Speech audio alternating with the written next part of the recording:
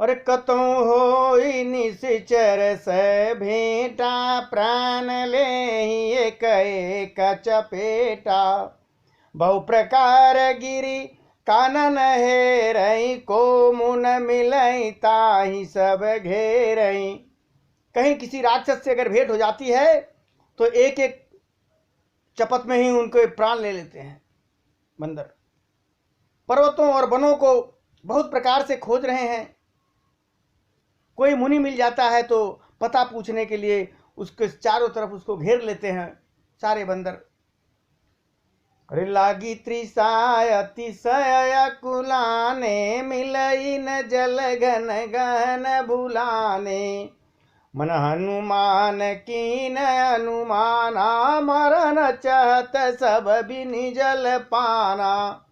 इतने में ही सबको अत्यंत प्यास लग गई, जिससे सब व्याकुल हो गए, किंतु जल कहीं नहीं मिल रहा है। घने जंगल में सब भूल गए हैं रास्ता। हनुमान जी ने मन में अनुमान लगाया कि जल पिए बिना सब लोग मरना ही चाहते हैं। तो चढ़ी गिरि शिखर चहु दिस देखा, भूम बिबर कौतुक पेखा। चक्रवाक बक हंस उड़ाही, और बहुत खग प्रविशत माही।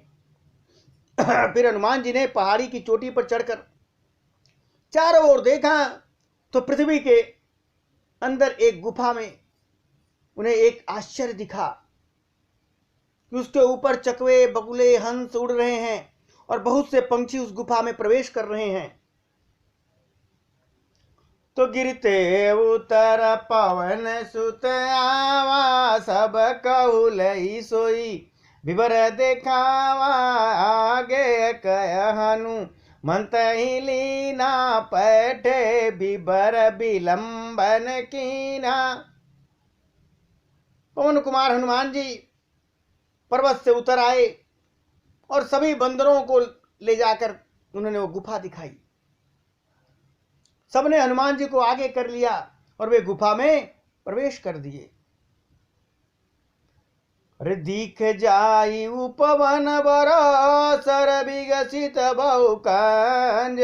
मंदिर करुचिर बैठी नारी तपपुंज। अंदर जाकर उन्होंने एक उत्तम बगीचा उपवन देखा और तालाब भी था जिसमें बहुत से कमल खिले हुए थे। वहीं एक सुंदर मंदिर था जिसमें एक तपोमूर्ति स्त्री बैठी हुई थी। तो दूर ते ताही सबनी सिर नावा, पूछे निज ब्रे तांत सुनावा। ते सब कहा करऊ जल पाना, और खाऊं सुरस सुंदर फल नाना। मज्जन की न मधुर फल खाए, तासु निकट पुनि सब चली आए। ते सब आपन कथा सुनाई, मैं बजाव जहाँ रघुराई।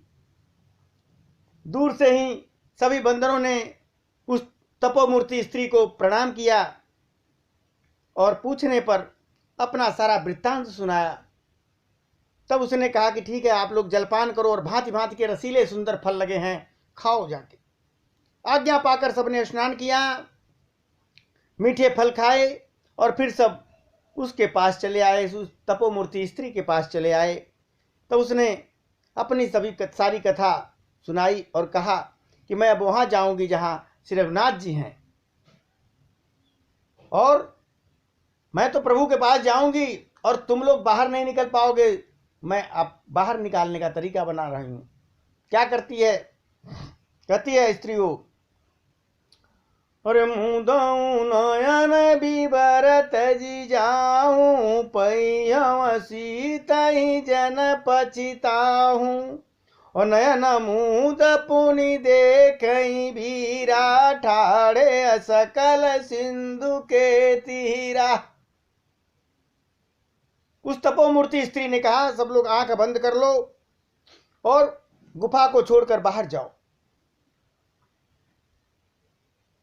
तुम सीता जी को पाओगे, पश्चाताप मत करो, निराश मत हो, सीता का पता तुम लोग लगा पाओगे।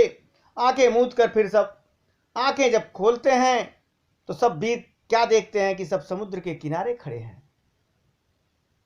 ये स्त्री का कमाल था। अरे सो पुनि गई जहाँ रघुनाथ जाई, कमल पद नाये सीमा था। नाना भांति विनते कीने, अनपायनिया भगति प्रभु दीने। और वह सब कहाँ गई? जहाँ प्रभु श्री रघुनाथ जी थे। उसने जाकर प्रभु के चरणों में मस्तक नवाया और बहुत प्रकार से विनती की। प्रभु ने उसे अपनी अनपायनी भक्ति दे दी, अचल भक्ति दे दी, लंगड़ी भक्ति दे दी जो भाग न सके। अरे बदरिया बन कहु सो गई, प्रभु आज्ञा धरि धीर, उर्धरि राम चरण जुग जे बंदत सईश। प्रभु की आज्ञा सिर पर धारण करके और श्री राम जी के जुगल चरणों को, जिनकी ब्रह्मा और महेश भी वंदना करते हैं, हृदय में धारण करके वह स्वयं प्रभा बद्रिकाश्रम को चली गई। और यहां सारे बंदर खड़े हैं समुद्र के किनारे।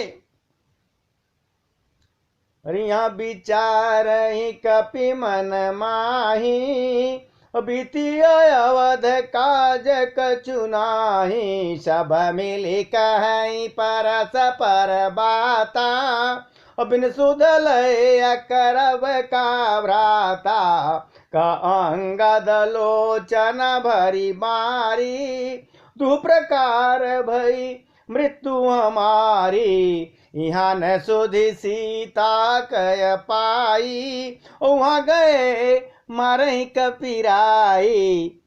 यहाँ सारे बानरगण मन में विचार कर रहे हैं कि अवधि तो बीती जा रही है, 1 महीने का समय दिया है, बीत रहा है, पर काम कुछ नहीं हुआ। सब मिलकर आपस में बात करने लगे कि हे भाई, अब तो सीता जी की खबर लिए बिना लौट कर भी क्या करेंगे। अगर लौट के जाते हैं तो भी ठीक नहीं, क्योंकि उधर सुग्रीव मारेंगे। अंगद जी के नेत्रों में जल भर आया और कहा कि दोनों ही प्रकार से हमारी मृत्यु हुई। यहाँ तो सीता जी की सुध नहीं मिल रही है और वहां जाने पर बानर राव सुग्रीव हमें मार डालेंगे। अरे पिता बधे पर मारत मोही, राखा राम निहोर न ओही, पुनः पुनः अंगद का सब पाही, अमर न भयउ कछु संशय नाही। वे तो पिता के वध करने पर भी मुझे मार डालते तो अच्छा होता। श्री राम जी ने ही मेरी रक्षा की है और इसमें सुग्रीव का कोई एहसान नहीं है। अंगद बार बार सबसे कह रहे हैं कि अब मरना तो हो ही गया, समझो, इसमें कोई संदेह नहीं है। तो सीता का पता नहीं लगा, महीना पूरा होने जा रहा है। अंगद बचन सुनत कपि वीरा, बोल न सकई नयन बनीरा, छन एक सोच मगन होई रहे, पुनिया सब बचन कहत सब भय, हम सीता कहे असुध लेने बिना, और नहीं जई है जुअ राज प्रवीणा, अस कही लवन सिंधु तट जाई, बैठे कपि सब दरवड साई। बानर वीर अंगद के वचन सुनते ही,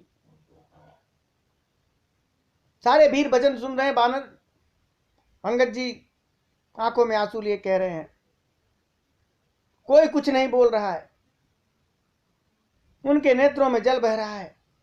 एक क्षण के लिए सब सोच में मग्न हो गए हैं। फिर सब ऐसा वचन कहने लगे सारे बंदर, हे सुयोगी युवराज अंगद, हम लोग सीता जी की खोज लिए बिना नहीं लौटेंगे। ऐसा कह करके लवण सागर के तट पर जाकर सारे बंदर जो है कुछ बिछाकर बैठ गए। अरे जामवंत अंगद दुख देखी, कई कथा उपदेश विषेखी, तात राम कहु नर जन मानहु, निर्गुण ब्रह्मय जित यस जानहु। हम सब सेवक अति बड़ भागी, संतत सगुण ब्रह्म अनुरागी। जामवंत ने अंगद का दुख देखकर विशेष उपदेश की कथाएं सुनाई और कहे, अंगद जी जामवंत जी बोले कि हे तात, श्री राम जी को मनुष्य मत मानो, उन्हें निर्गुण ब्रह्म अजय और अजन्मा समझो। वो ब्रह्म है। हम सब सेवक अत्यंत बड़भागी हैं जो निरंतर सगुण ब्रह्म श्री राम जी के में प्रीत रखते हैं, उनकी सेवा में लगे हैं। निज इच्छा प्रभु अवतरई, असुरमहि गोदी जलागी। असगुण उपासक संगत, रहि मोक्ष सब त्यागी। देवता, पृथ्वी, गो और ब्राह्मण के लिए भी प्रभु अपनी इच्छा से अवतार लेते हैं। वहां सगुणोपासक भक्तगण सालोक्य, सामीप्य, सारूप्य, श्राष्टि और सायुज्य सब प्रकार के मोक्षों को त्याग कर उनकी सेवा में साथ रहते हैं। ये प्रभु हैं, ब्रह्म हैं। विधि कथा कहे बहु भांति, गिरकंदरा सुनिय संपाति। बाहिर होया देख बहु कीसा, मोहियार दीन जगदीशा। इस प्रकार जामवंत बहुत प्रकार की कथाएं कह रहे हैं। इनकी बातें पर्वत की कंदरा में संपाति ने सुनी। संपाति उसी गुफा में बैठा था पर्वत के, जामवंत की सारी बात सुन रहा था। बाहर निकल के उसने देखा बहुत सारे बंदर हैं।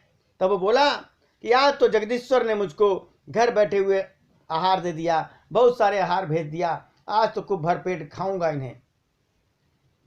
आज सब ही का भक्षण करऊं, दिन बहु चले आर बिन मरऊं। कबहु न मिल भर उदर आहारा, आज दीन विधि एक ही बारा। आज इन सबको खा जाऊंगा। बड़े सारे बंदर आए हैं, बहुत दिन बीत गए, भोजन के बिना मर रहा हूं, पेट भर भोजन कभी नहीं मिला। आज विधाता ने एक ही बार बहुत सा भोजन दे दिया, ऐसा संपाति कह रहा है। ये कहते जो है डर गए सारे बंदर। अरे डर पे गीधा बचन सुन काना, अब भामरन सत्य हम जाना। कपि सब उठे गीध कह देखी, जामवंत मन सोच बिसेखी। गीध के वचन कानों से सुनते ही सब बंदर डर गए कि अब सचमुच मरना तो पक्का ही हो गया। फिर गीध ने, संपाति ने को देखकर सब बानर खड़े हो गए। जामवंत के मन में विशेष सोच हुआ कि अब तो खा जाएगा सबको। तो जामवंत जी कहते हैं, अरे अंगद विचार मन माही, धन्य जटायु सम को नाही। राम काज कारण तन त्यागी, हरपुर गय परम बड़ भागी। जामवंत जी मन ही मन बड़े सोच कर रहे हैं। तभी अंगद जी ने मन में विचार करके कहा, अरे हाय जटायु, तुम्हारे समान धन्य कोई नहीं है। श्री राम जी के कार्य के लिए तुमने अपना शरीर त्याग दिया। वह परम बड़भागी भगवान के परम धाम को चला गया। जब अंगद ने ऐसा कहा, जटायु संपाति का भाई था, जब सुना, अरे सुन खग हरस शोक जुत बानी, हवा निकट कपिन भय मानी। अति नहीं अभय कर पूछ से जाई, कथा सकल तिन ताही सुनाई। हर्ष और शोक से युक्त वाणी सुनकर वह पंछी संपाति बांदरों के पास आ गया। बंदर सारे डर गए। उनको अभय वचन देकर के, भाई खाऊंगा नहीं, डरो मत। उसने पास जाकर जटायु का पूरा हाल चाल पूछा। तब उन्होंने सारी कथा उसे सुनाई। तो सुन संपात बंधु कह करनी, रघुपति महिमा बहु विधि भरनी। जटायु भाई था संपाति का। भाई की करनी सुनकर संपाति ने बहुत प्रकार से श्री रघुनाथ जी की महिमा का वर्णन किया और कहता है, अरे मोहिले जाओ सेंदु तट देहु तिलांजलि ताहि, बचन साय करब मैं पयऊ खोजऊ जाए। संपाति ने कहा, मुझे समुद्र के किनारे तक ले चलो, मैं जटायु को तिलांजलि दे दूं। इस सेवा के बदले मैं तुम्हारे वचन से सहायता करूंगा, अर्थात सीता जी कहाँ हैं ये मैं बता दूंगा। जिससे तुम लोग खोज रहे हो उसे पा जाओगे। अनुज क्रिया करी सागर तीरा, निज कथा सुनो कपि बीरा। हम दो बंधु प्रथम तरुणाई, गगन गए अरबी निकट उड़ाई। समुद्र तट पर छोटे भाई जटायु की श्राद्ध क्रिया करके संपाति अपनी कथा कहने लगा। हे वीर बंदरों सुनो, हम दोनों भाई संपाति और जटायु दोनों भाई जवानी में एक बार आकाश में उड़कर सूर्य के निकट चले गए, सूर्य के पास चले गए दोनों। तेज न सही सक सो फिर आवा, मैं अभिमानीय रविनीय रावा। जरे पंख अति तेज पारा, पर भूमि कर घोर चिकारा। जटायु तो तेज नहीं सह सका सूर्य का, इससे वो लौट आया, किंतु मैं अभिमानी था इसलिए सूर्य के पास चला गया। अत्यंत अपार तेज से मेरे पंख जल गए, मैं बड़े जोर से चीख मारकर जमीन पर गिर पड़ा। अरे मुनि एक नाम चंद्रमा, वो ही लागी दया देख करी मोही। बहु प्रकार ते ही ज्ञान सुनावा, देह जनित अभिमान चढ़ावा। जब मैं गिरा तो वहां चंद्रमा नाम के एक मुनि थे। मुझे देखकर उन्हें बड़ी दया लगी। उन्होंने बहुत प्रकार से मुझे ज्ञान सुनाया और मेरे देह संबंधी अभिमान को छुड़ा दिया और बताया कि त्रेता ब्रह्म मनुज तन धरहि, तासु नाहरे निसचर पति हरहि। और तासु खोज पठैया प्रभु दूता, तिन्हि मिले तय हो पुनीता। और उन्होंने कहा था त्रेता युग में साक्षात परम ब्रह्म मनुष्य का शरीर धारण करके आएंगे, उनकी स्त्री को राक्षस का राजा हर लेगा, उसकी खोज में प्रभु दूत भेजेंगे, उनसे मिलने पर तू पवित्र हो जाएगा। और अरे जमी है पंख कर सजन चिंता, तिन्हि देखाई देह से तय सीता। और मुनि कह गिरा सत्य भय आजू, सुन मम बचन करऊं प्रभु काजू। और मुनिवर ने कहा था कि तेरे पंख उग जाएंगे, चिंता मत कर। उन्हें जो बंदर आएंगे उन्हें तू सीता जी को दिखा देना। मुनि की वह वाणी आज सत्य हो गई, ऐसा संपाति कहने लगा। अब मेरे वचन सुनकर तुम प्रभु का कार्य करो। अरे गिरि त्रिकूट ऊपर बस लंका, तर रावण सजय शंका। तह शोक उपवन जरई, सीता बैठ सोचरत आई। त्रिकूट पर्वत पर लंका बसी हुई है, वहां स्वभाव ही से निडर रावण रहता है, वही रहता है त्रिकूट पर्वत पे। वहां अशोक नाम की एक वाटिका है, उपवन है, जहां सीता जी रहती हैं। इस समय भी वे सोच में मग्न वहीं बैठी हुई हैं। मैं देख रहा हूं, जटायु कहता, संपाति कह रहा, मैं देख रहा हूं। अरे मैं देखूं तुम नाही, और गिधई दृष्टि अपार। अरे बूढ़ भयउ नत करते हूँ, कछुक सहाय तुम्हार। मैं उन्हें देख रहा हूं, तुम नहीं देख सकते हो, क्योंकि गिद्ध की दृष्टि बड़ी अपार होती है, बहुत दूर तक देख चली जाती है। अब क्या करूं, मैं भी बुढ़ा हो गया हूं, नहीं तो तुम्हारी कुछ सहायता भी अवश्य करता। अब तो तुम्ही में से किसी को जाके पार सीता जी को मिलना।